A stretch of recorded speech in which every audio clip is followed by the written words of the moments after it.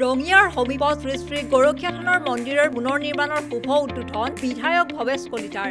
ৰঙিয়া সমজিল্লাৰ অন্তৰ্গত সাহাৰা বামুণগাঁৱত অৱস্থিত ঐতিহ্যমণ্ডিত শ্ৰী শ্ৰী গৰখীয়া থানৰ মন্দিৰৰ মণিকূটৰ আজি পুনৰ নিৰ্মাণৰ আধাৰশিলা স্থাপন কৰা হয়। উক্ত মাংগলিক অনুষ্ঠানত উপস্থিত থাকে ৰঙিয়া বিধানসভা সমষ্টিৰ বিধায়ক শ্ৰীযুত ভৱেশ কলিতা।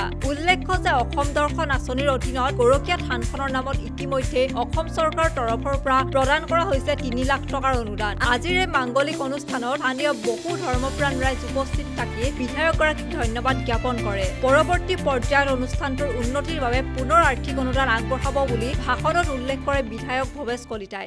আমাৰ খালদা আইমাতৃসকল, বন্ধু বান্ধৱীসকল, অতি জ্যেষ্ঠ ব্যক্তিসকল আৰু পঞ্চায়তৰ অন্যান্য প্ৰতিনিধিসকল, মই সকলোকে মংগলময় উদ্ভৱ আন্তৰিক শুভেচ্ছা ভক্তি পৰা সেৱা নিবেদিছোঁ।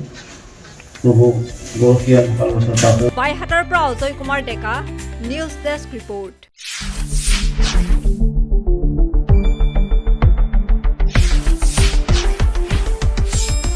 শুদ্ধ আৰু বিস্তৃত বাতৰিৰ বাবে চাই থাকক নিউজ ডেস্ক ৰিপৰ্ট।